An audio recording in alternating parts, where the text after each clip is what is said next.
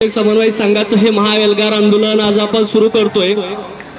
आपली जी मागणी आहे विना तथा अंशतः अनुदानित शाळेतील शिक्षक तथा शिक्षकेतर कर्मचाऱ्यांना 15 नोव्हेंबर 2011 व 4 जून 2014च्या शासन आदेशातील जे धोरण आहे, ज्या तरतुदी आहे त्या सरसकट सर्व पात्र शाळांना लागू करून सर्वच पात्र शाळांना हक्काचं 100% अनुदान द्यावं, त्या एकमेव मागणी घेऊन शिक्षक समन्वय संघ या महाएल्गार आंदोलन 2 च्या मार्फत आज शिक्षक या आझाद मैदानावर या ठिकाणी येऊन बसला आहे। महाराष्ट्राच्या कानाकोपऱ्यातून आपण सर्वजण या ठिकाणी आलात त्याबद्दल शिक्षक समन्वय संघाच्या वतीने पुन्हा एकदा आपल्या सर्वांचं मी या ठिकाणी अभिनंदन करतोय। अभिनंदन करत असताना मी मुद्दामून आजच्या पहिल्याच दिवशी आपल्या सर्वांची हाजरी घेऊ इच्छितोय। मला सांगा, महाराष्ट्राच्या कानाकोपऱ्यातून आपण सर्वजण आलात, यापैकी प्रॉपर मुंबई असेल, कोकण असेल किंवा या परिसरातले किती शिक्षक बांधव या ठिकाणी आले यांनी हातवरती करा।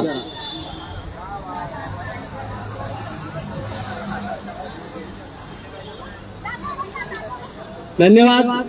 शेळके सरची बाजू जरा बऱ्यापैकी जमेची आज हरकत नाही, त्याबद्दल शेळके सरचं मी शिक्षक समन्वय संघाच्या वतीने अभिनंदन करीन की आपले जास्तीत जास्त बांधव आणले। पण हा जो जोर आहे आदरणीय शेळके सर, की ही ताकद तुम्हाला पुन्हा वाढवणं आहे, कारण उर्वरित महाराष्ट्रातील जे बांधव आहे हे मोठ्या संख्येने 6 तारखेच्या नंतर या ठिकाणी उतरणार आहेत। महाराष्ट्राच्या कानाकोपऱ्यातून येणारे हे सर्व बांधव, कारण तुम्हा सर्वांना माहित आहे आजपासून शालेय स्तरावर आपल्या परीक्षा सुरू झाल्यात आणि परीक्षा आपले मुलं वाऱ्यावर सोडून येणारे आपले शिक्षक बांधव नाही, त्यामुळे 6 तारखेपर्यंत हा किल्ला लढवण्याची जबाबदारी खरं तर मुंबई विभागाची आहे, कोकण विभागाची आहे, कारण आपल्या शाळा ह्या 12-1 वाजेपर्यंत पूर्ण होतात आणि त्यानंतर आपण सर्वांनी, आज तुम्ही जे काय बांधव या ठिकाणी आलात, आपणा सर्वांना मी शिक्षक समन्वय संघाच्या वतीने नम्र विनंती करतो की आपण सर्वांनी आज घरी गेल्यानंतर जे काय बांधव आता घरी असतील, आपल्या परिसरातील,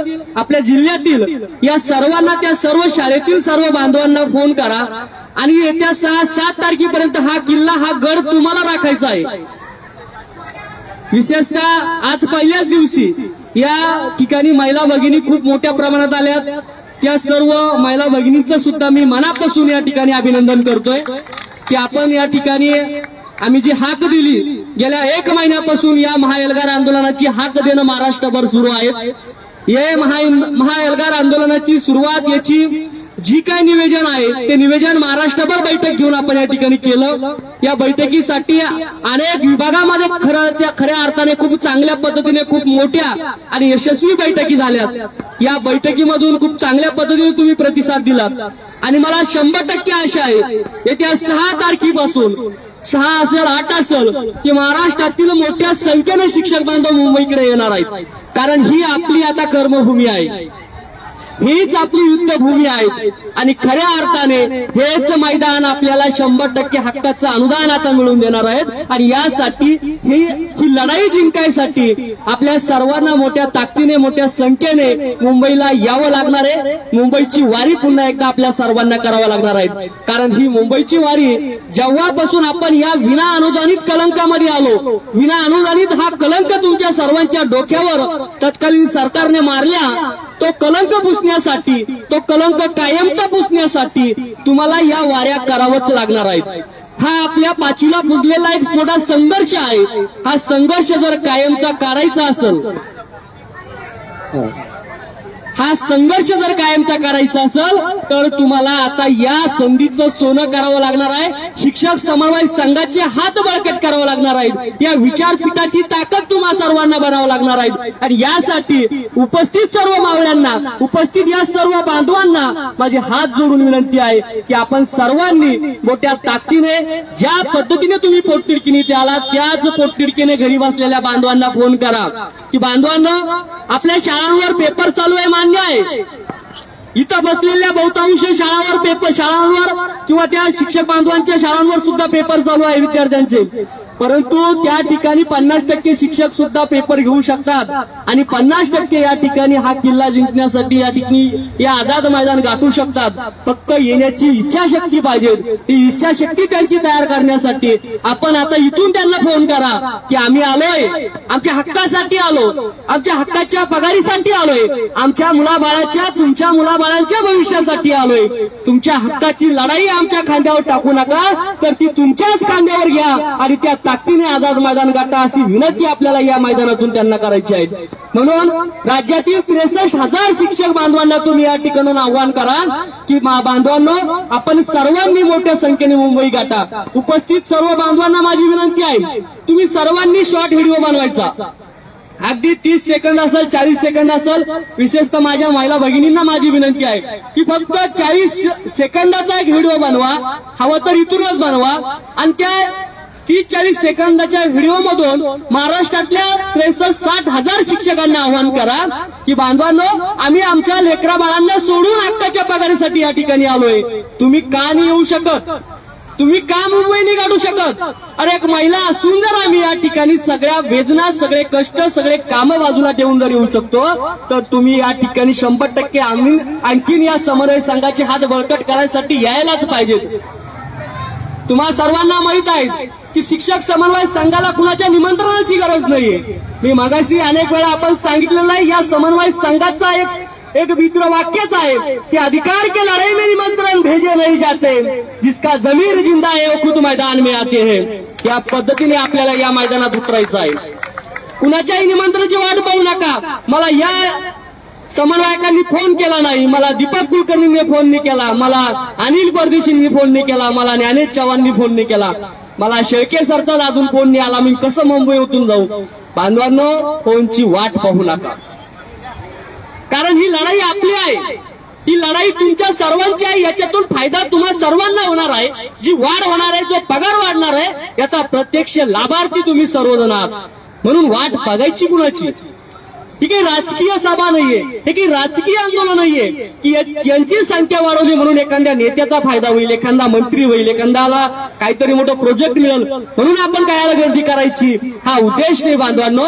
ही गर्दी जर तुम्ही बनवली तर खऱ्या अर्थाने तुम्हाला त्याचं परतफेड एक मोठ्या ताकदीने आणि मोठ्या संख्येने तुम्हाला त्या ठिकाणी मिळणार आहे. ती परतफेड जर तुम्हाला तुमच्या पदरामध्ये पाडून घ्यायची असेल, खऱ्या अर्थाने तुम्हाला तुमची ही दिवाळी तुमच्या लेकरा बाळासह समवेत गोड करायची असेल, साजरा करायची असेल, तर तत्पूर्वी आपली ताकद वाढली पाहिजे. त्याही पूर्वी आपण मोठ्या संख्येने मैदानात आलो पाहिजे. आजच्या या शिक्षक समन्वय संघाच्या या नियोजनासाठी महाराष्ट्रभरातून अनेक जण मदत करत आहेत. कुणी स्वतः सक्रिय सहभाग घेत आहेत, तर कुणी वेगवेगळी पद्धतीने जबाबदारी आपल्या खांद्यावर घेत आहेत. कुणी आर्थिक स्वरूपात मदत करत आहेत की आमच्या शाळेच्या वतीने या पद्धतीने आमचे 10-20 रुपये तुम्हाला असू द्या आणि तुम्ही त्या ठिकाणी जी काय ताकद लागत असेल ती ताकद लावा. मी त्या सर्व महाराष्ट्राच्या बांधवांचे सुद्धा आभार व्यक्त करीन. पण बांधवांना फक्त आर्थिक तरतूद दिली म्हणजे जबाबदारी संपली अशी नाही. आम्हाला तुमचे डोके सुद्धा या ठिकाणी हवे आहेत. एखाद्या शाळेने 1000-1500 मदत केली असेल म्हणजे तुम्ही खूप मोठी जबाबदारी, त्या जबाबदारीतून पळ काढू नका किंवा तुम्ही उपकार केले असं समजू नका. बांधवांनो, शिक्षक समन्वय संघ हे एक विचारपीठ आहे आणि हे तुमच्या सर्वांचं हक्काचं व्यासपीठ आहे. त्यामुळे ह्या व्यासपीठाची ताकद जर बनायचं असेल तर तुम्ही सर्वांनी इथं डोकं लावणं, इथं तुमची उपस्थिती दाखवणं ही अत्यंत गरजेची आहे. आजच्या या बैठकी, या शिक्षक समन्वय संघाच्या आंदोलनासाठी आमच्या छत्रपती संभाजीनगर जिल्ह्यातील वैजापूर तालुक्यातील आमच्या त्या ठिकाणी जे काही समन्वयक बांधव होते, त्या सर्व तालुक्यातील समन्वयक बांधव एकत्र आले. शाळा टू शाळा त्यांनी भेटी घेतल्या, सर्वांना आपल्या त्या निमंत्रण पत्रिका दिल्या आणि हे करत असताना त्यांनी ठरवलं की आपल्या या शिक्षक समन्वय संघाच्या या महाएल्गार आंदोलनामध्ये आपल्या तालुक्याचं काहीतरी योगदान असलं पाहिजे. म्हणून त्यांनी या ठिकाणी आपण ज्या चटईवर बसलो बांधवांनो, त्या चटईची व्यवस्था त्या वैजापूर तालुक्यातील शिक्षक बांधवांनी केली. त्यांच्यासाठी जोरदार टाळ्या वाजवायचा. अतिशय मोठमोठ्या अशा 2 चटया त्यांनी केल्या आणि बोलता त्यांनी परत सांगितलं की सर, संख्या जर जास्त वाढली तर आम्ही पुन्हा 2 चटया अशा लंबल्या 12 बाय 150 मीटरच्या अशा पद्धतीच्या मोठ्या चटयाची व्यवस्था पुन्हा करणार आहोत. खरंच अशा पद्धतीची जबाबदारी स्वयंप्रेरणेने, म्हणजे कुणी न सांगता, आम्ही कुणी त्यांना सांगितलं नव्हतं, ना दीपक कुलकर्णीने सांगितलं होतं ना आम्ही सांगितलं होतं, कुणाचाही त्यांना फोन केला नव्हता, पण त्यांच्यामधलं ते दायित्व जिवंत झालंय. त्यांना असं वाटलं की आपणही शिक्षक समन्वय संघाचा एक भाग आहोत, आपणही काहीतरी केलं पाहिजे. आणि स्वयंप्रेरणेने त्यांनी सांगितलं की सर आम्ही एक लढा निधी गोळा केला, पण हा लढा निधी गोळा करत असताना आम्ही असं ठरवलंय की आता आपण इथूनच काहीतरी त्या ठिकाणी मदत घेऊन जाऊ. आम्ही त्यांना सांगितलं की सर तुम्हाला जे योग्य वाटत असेल, ज्या अडचणी आपल्याला तिथं प्रामुख्याने भासतात त्या अडचणीसाठी तुम्ही नियोजन करा. आणि सगळ्यात मोठी अडचण आपल्याला बसण्यासाठीची असती, त्या बसण्यासाठीच्या चटईची व्यवस्था खऱ्या अर्थाने त्या वैजापूर तालुक्यातील त्या सर्व माझ्या बांधवांनी केली. मी मनापासून शिक्षक समन्वय संघाच्या वतीने महाराष्ट्रातील 60,000 शिक्षक बांधवांच्या वतीने त्या सर्व बांधवांचं, त्या सर्व मावळ्यांचं अभिनंदन करतो आणि मनापासून आभार व्यक्त करतो की बांधवांना खूप चांगल्या पद्धतीने तुम्ही या स्वयंप्रेरणेने या आंदोलनाचे एक भाग झालात, या आंदोलनामध्ये सहभागी झालात आणि फुलाची पाकळी योगदान देऊन जे जे काम आपल्या वाट्याला येईल ते काम स्वयंप्रेरणेने आपण करत आहात. बांधवांनो, अशाच पद्धतीने महाराष्ट्रातील प्रत्येक जिल्ह्यामध्ये आपण सर्वांनी नियोजन करायला पाहिजे. कारण हे आंदोलनामध्ये ना नेता आहे ना नेतृत्व आहे. तुम्ही सर्वजण या ठिकाणी नेतृत्व करणार आहे, तुम्ही सर्वजण या ठिकाणी सगळे नेते आहात, सगळे समन्वयक आहात. त्यामुळे इथं कोणी लहान मोठं नाही आहे. आपल्याला या सर्वांना हे आंदोलन आपल्या खांद्यावर घ्यायचं आहे आणि हा लढा अतिशय तीव्र करून शांततेच्या मार्गाने अतिशय तीव्र करून शासनापर्यंत आपली धग पोहोचायची, आपला आवाज पोहोचवायचा. आणि त्यासाठी गरज आहे तुमच्या जास्तीत जास्त उपस्थितीची, जास्तीत जास्त संख्येची. म्हणून अपेक्षा आहे बांधवांनो, आपण सर्वांनी या आंदोलनामध्ये मोठ्या संख्येने उपस्थित होण्यासाठी महाराष्ट्रातले जे काही घरी बसलेले अजून आहेत, ठीक आहे पहिला दिवस होता समजू शकतो, अजून काही आता एक आंदोलन चालू आहे महाराष्ट्रभर. मराठा आरक्षणाचं एक मोठं आंदोलन पेटलेलं आहे आणि त्यामुळं बहुतांश जिल्ह्यामध्ये बसेस बंद आहेत. त्या बंदचा फटका आपल्या बांधवांना बसलाय हेही आपण समजू शकतो. पण माझी बांधवांना विनंती आहे, बांधवांना आपण मिळेल त्या साधनाने, मिळेल त्या वाहनाने जे काही तुम्हाला भेटल आपलं रेल्वे स्टेशन गाठा, कारण रेल्वे चालू आहे. रेल्वे कुठेही महाराष्ट्रात बंद नाही. रेल्वे स्टेशन गाठा आणि पहिला जी काही रेल्वे असेल त्या रेल्वेने आझाद मैदान मुंबई गाठा. कारण या ठिकाणी बसलेले जे काही उपस्थित बांधव आहेत यांची ताकद तुम्ही बनवा, यांची ताकद कमी होऊ देऊ नका. नाहीतर इथं बसलेले आज 100 लोक 50-60 लोक तुम्ही आहात, तुम्ही असं माणसाला संध्याकाळी काही खरं दिसत नाही. आम्ही काय 50-60 जण जमा झालो. बांधवांना इतिहास हे एका दिवसात घडत नाहीये. ज्या वेळेस मागचं आंदोलन आम्ही सुरू केलं होतं पहिल्या दिवशी फक्त 60 लोक उपस्थित होते. पहिल्या दिवशी मागच्या वेळेस जे याच जागेवर आंदोलन आपण केलं होतं फक्त 60 लोकांची उपस्थिती होती. त्यानंतर हळूहळू ती उपस्थिती वाढत गेली. त्याही वेळेस प्रॉपर मुंबईतील लोकांनी आम्हाला सहकार्य केलं. चांगल्या पद्धतीने त्या ठिकाणी त्यांनी आंदोलन सक्रिय सहभाग घेऊन जास्तीत जास्त संख्या त्या ठिकाणी वाढवली. आता आज आंदोलनाचा पहिला दिवस होता, काही नियोजन फारसं कुणाला माहीत नव्हतं, पण आज आता आपल्या सर्वांना माहीत झालंय की उद्या आपल्या पुन्हा 10 वाजेला आंदोलन सुरू होणार आहे.